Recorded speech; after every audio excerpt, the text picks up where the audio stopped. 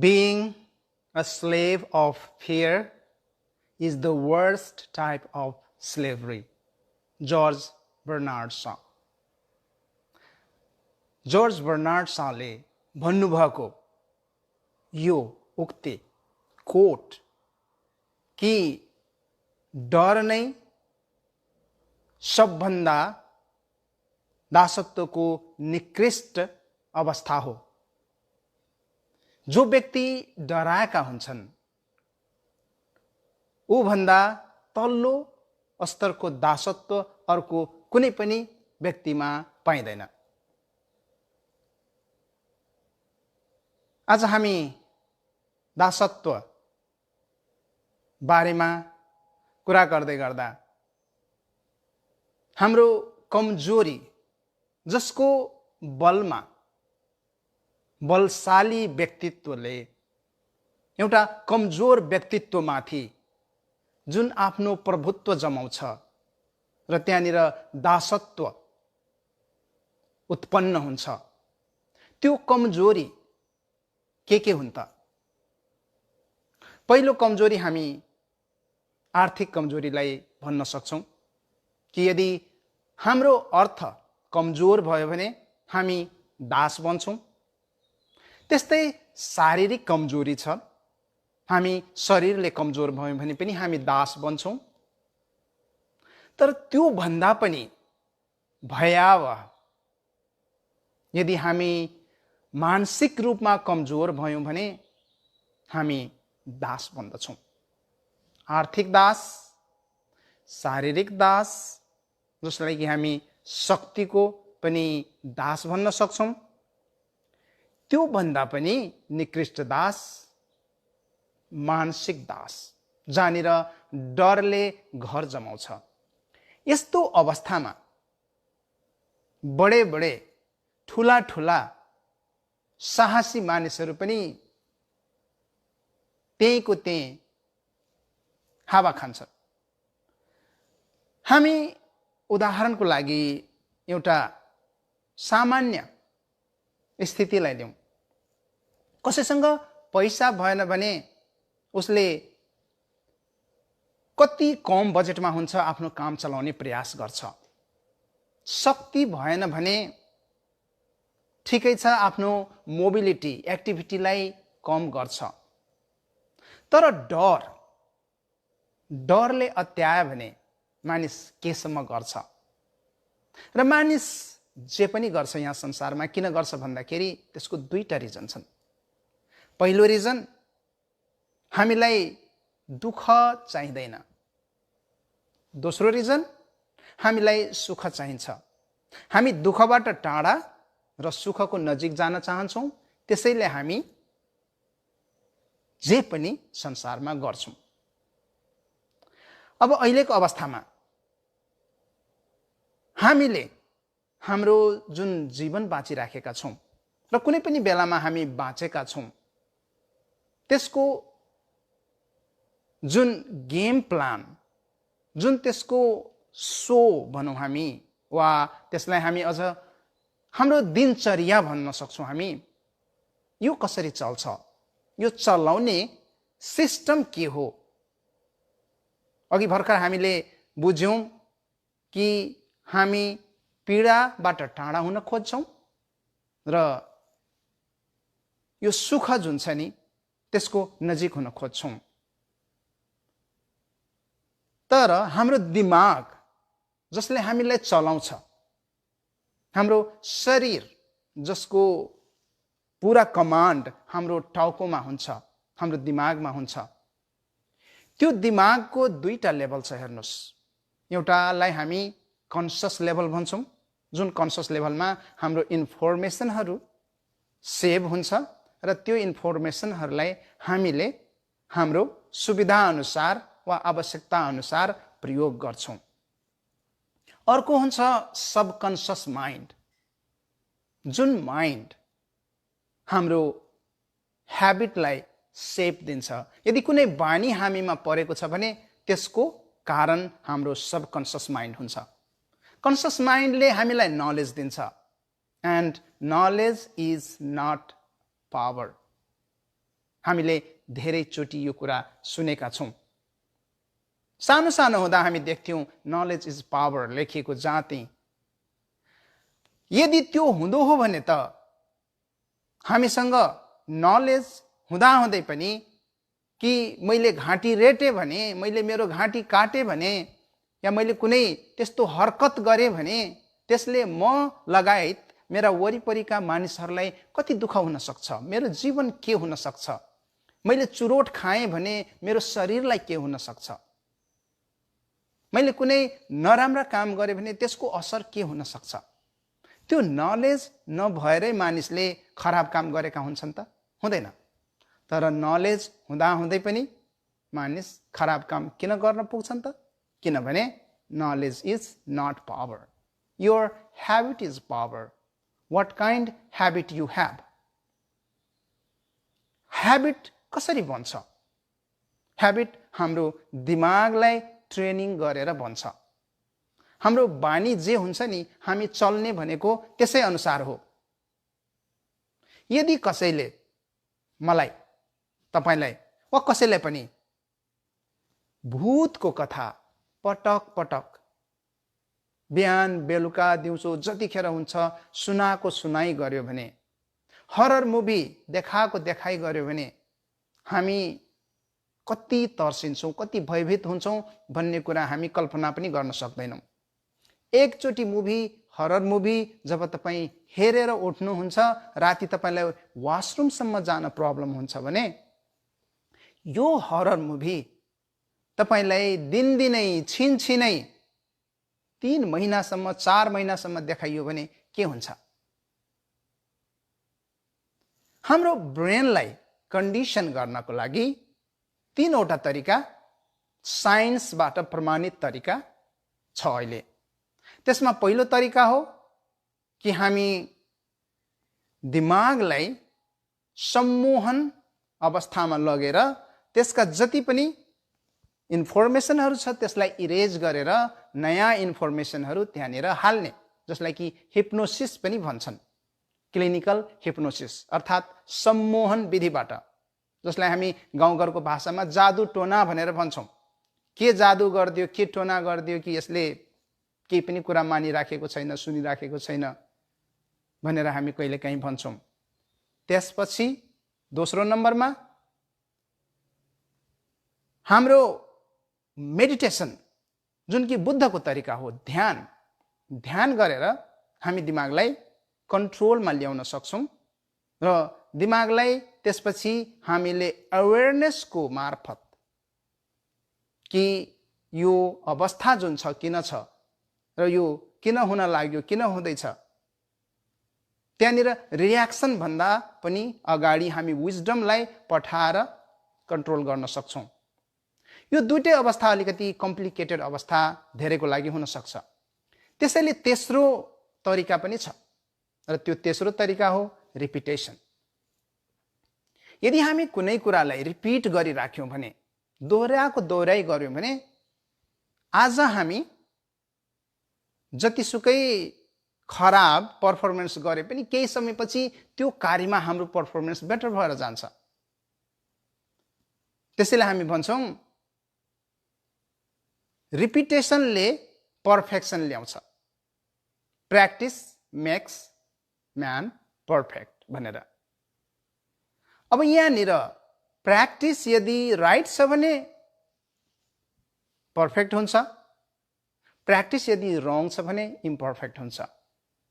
अहिलेको प्र्याक्टिस, यो विगत 4 महिनाको प्र्याक्टिस हामीले हेऱ्यौँ भने हामीले के प्र्याक्टिस गर्यौँ? लकडाउन प्र्याक्टिस गर्यौँ, हामीले सोशल डिस्टेन्सिङ प्र्याक्टिस गर्यौँ, हामीले फेस मास्क प्र्याक्टिस गर्यौँ र धेरै कुरा यस्ता प्र्याक्टिस गऱ्यौँ जसले हामीलाई एभ्री सेकेन्ड, एभ्री मोमेन्ट पटक पटक हाम्रो दिमागमा एउटा कुरा फिड गरिराख्यो कि वरिपरि खतरा छ, डेन्जर। र जब हाम्रो दिमागमा यो खतराको घन्टी बज्यो अनि हामीले के ठान्यौँ भने हामी अब बाँच्दैनौँ, हामी पीडाबाट टाढा हुनको लागि हामीलाई जे गराइयो हामी ती सबै कामहरू गर्यौँ। र यसरी हाम्रो दिमाग 1 महिनामा कन्डिसन हुने पर्ने ठाउँमा अब यो 4 महिना जति 4 गुणा कन्डिसन भइसक्यो। 3 महिना त चलेकै छ एकदमै फोर्सफुली, त्योभन्दा अगाडिदेखिहरू म्यासेजहरू आइराखेका थिए। अब यो अवस्थामा जबकि तपाईँको हाम्रो सबैको दिमाग डरले ट्रेन भइसकेको छ भनेपछि तपाईँको ह्याबिट अब के भयो त? तपाईँको लाइफलाई मुभ गर्ने एउटा सशक्त माध्यम भयो। तपाईँको इच्छा के हो, तपाईँको नलेज के हो, त्यो सबै कुरा अब कहीँ पनि एक्जिस्ट गर्दैन। तपाईँको ह्याबिट सबभन्दा मुख्य हो, तपाईँको बानी सबभन्दा मुख्य हो। र बानी के भयो?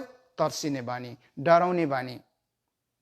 र त्यो अवस्था अझै पनि हामी छोड्न तयार भएनौँ भने यो कस्तो हो भने मर्न लागेको मानिस जसको फोक्सो सत्यानाश भइसक्यो, धुम्रपान गर्दा गर्दा, अल्कोहल लिँदा लिँदा, उसलाई यो रक्सी र चुरोट छोड भनेर डाक्टरले जति सम्झाउँदा पनि यदि उसले छोडेन भने के हुन्छ उसको अवस्था? हामी मानसिक रोगी भइसक्यौँ, मनोरोगी भइसक्यौँ र त्यो रोगले गर्दा हजारौंको संख्यामा नेपालमा मात्रै हामी यो सुसाइड, जसलाई कि हामी आत्महत्या भन्छौँ, यो विभत्स अवस्थाबाट गुज्रिराखेका छौँ र हजारौं मानिस यसबाट पीडित भएको छ। यो लकडाउन पिरियडमा, यो विगतको 3 महिनाभित्रमा, 3 महिना पनि काटेको छैन भनेपछि यो अब जबकि फियर, डरले आफ्नो डेडा जमाइसक्यो, अब उपरान्त हाम्रो अवस्था के हुन सक्छ?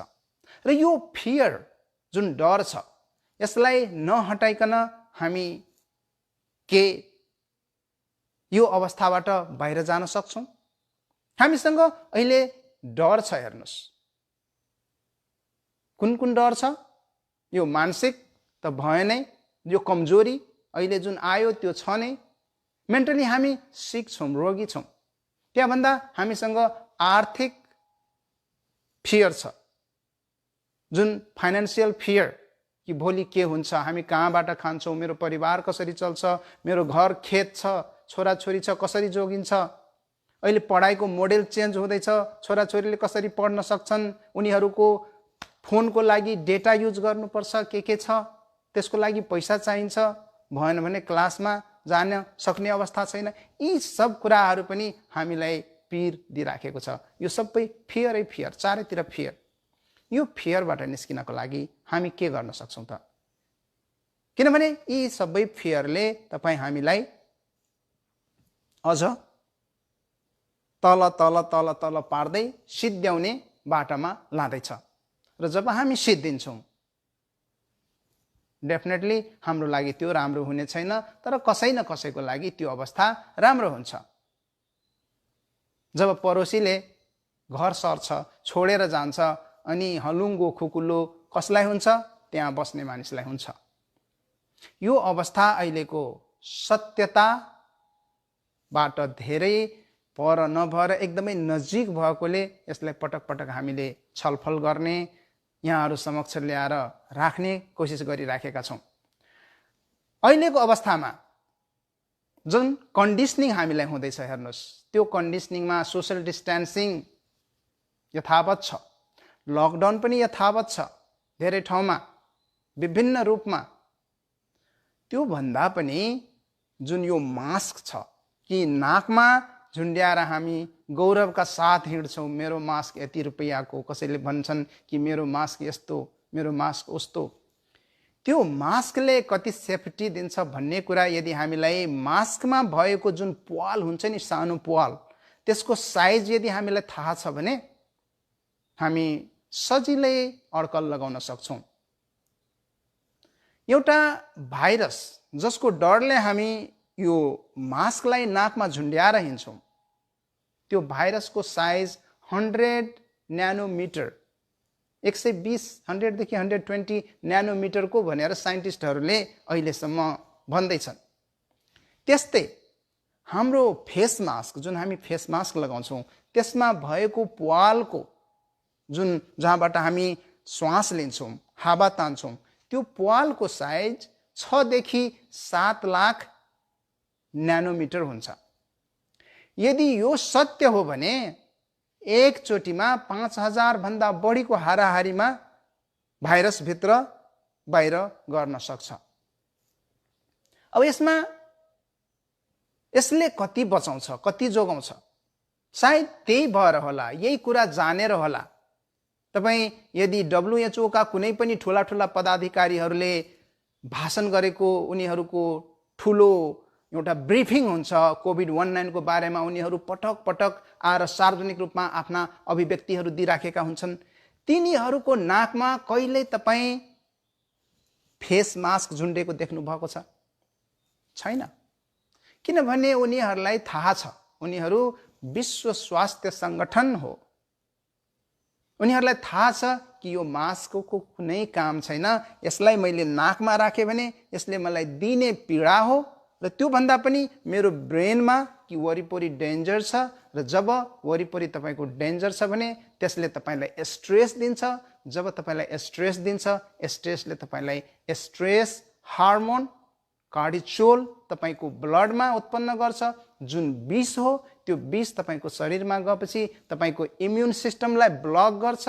जब तपाईको इम्युन सिस्टम ब्लक हुन्छ, तपाई बिरामी पर्नुहुन्छ। र एपिजेनेटिक्स एउटा जुन साइन्स छ, त्यो साइन्सले प्रष्टसँग भन्छ कि हामी बाँकीका कति कुरा गर्छौं, के खान्छौं, के पिउँछौं, कुन औषधि हाल्छौं, कुन खोप लिन्छौं, त्यो सबैको जुन प्रभाव हुन्छ त्यो 1 देखि जम्मा 5% सम्म हुन्छ। कति? 1 देखि 5% सम्म। भनेपछि बाँकी 79 देखि 95% जुन अर्को खाली रह्यो ग्याप, जसले हामीलाई हेल्दी बनाउँछ, त्यो के हो त? त्यो हाम्रो थाउट हो। हाम्रो सोच्ने जुन तरिका हुन्छ नि, त्यो हो। हामी के सोच्छौं। त्यसैले भगवान बुद्धले के भन्नुभएको छ त्यो हामी सबैलाई याद हुनुपर्छ। उहाँले भन्नुभएको छ, what we think we become, what we think we become। हामी जे सोच्छौं हामी त्यही बन्छौं। त्यसपछि what we feel we attract। हामीले के फिल गर्छौं आफूलाई भित्र, यहाँ हामी जे फिल गर्छौं त्यही एट्र्याक्ट गर्छौं। यदि हामी फिल गर्छौं कि हैन म मर्छु भने मृत्युलाई हामी तान्छौं। यदि हामी फिल गर्छौं कि हैन म खुसी छु, म बाँच्छु, मेरो जीवन लामो छ भने हामी ऊर्जालाई चारैतिरबाट आफूमा एट्र्याक्ट गर्छौं। अनि उहाँले अर्को पनि भन्नुहुन्छ, what we imagine we create। हाम्रो दिमागले जे कुरा कल्पना गर्छ त्यो वरिपरि चारैतिर हाम्रो आउँछन्।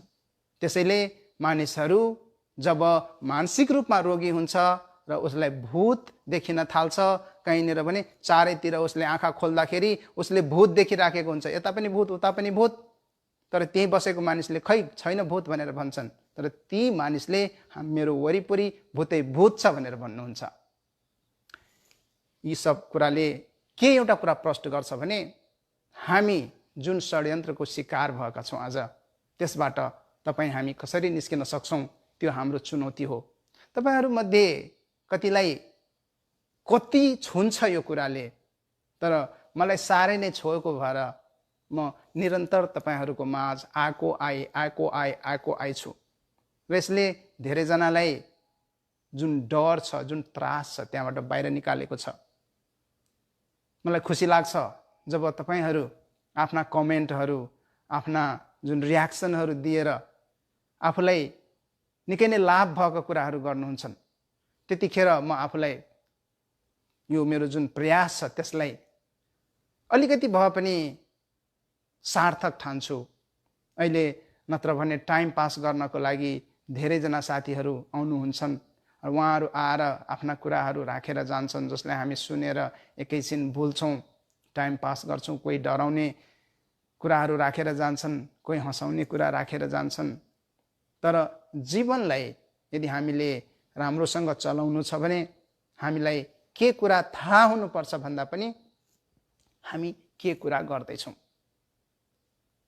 यहाँनिर हाम्रो ब्रेन ट्रेनिङ सबभन्दा ठूलो कुरो हो। हाम्रो नलेज, इन्फर्मेसन अहिले यो इन्फर्मेसनको जमाना हो। तपाईले मलाई हेर्नु पर्दैन, मलाई सुन्नु पर्दैन, गुगल गर्नुहोस्, मिलियन्स अफ इन्फर्मेसन त्यही टपिकमा अझ मभन्दा धेरै जान्ने सुन्नेबाट पाउन सक्नुहुन्छ। म त जान्ने सुन्ने पनि होइन, म तिनीहरूका इन्फर्मेसन तपाईहरू समक्ष लिएर आउँछु। पढेका कुराहरू कहीँ छन् भने हुन त उहाँहरू पनि कहीँबाट पढेर जम्मा गरेर हामीलाई भन्नुभएको हुन्छ, त्यसैले हामी फेरि कहीँ किताबमा लेखेका कुरालाई फेरि पढ्छौँ, फेरि तपाईँलाई भन्छौँ।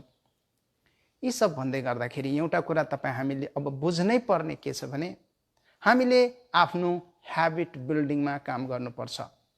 तपाईँ हाम्रो त उमेर गइसक्यो, हामी कति सक्सेसफुल छौँ, कति सक्सेसफुल छैनौँ भन्ने कुरा हामीले फिल गर्दैछौँ।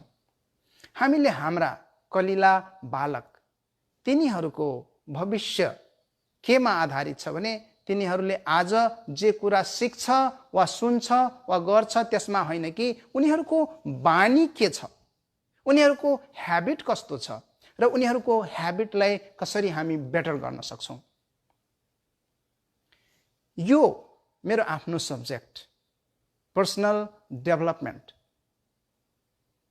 मोटिभेसन, इन्स्पिरेसन जेसुकै भन्नुहोस् भएकोले कुनै पनि व्यक्तिलाई जो कि कुनै पोइन्टमा स्ट्रगल गरिराखेको छ जीवनमा, उसलाई पोइन्ट ए बाट पोइन्ट बी सम्म जानको लागि कुन कुन कुराले अप्ठ्यारो पारेको छ, कुन कुन कुरा उसलाई गाह्रो भएको छ,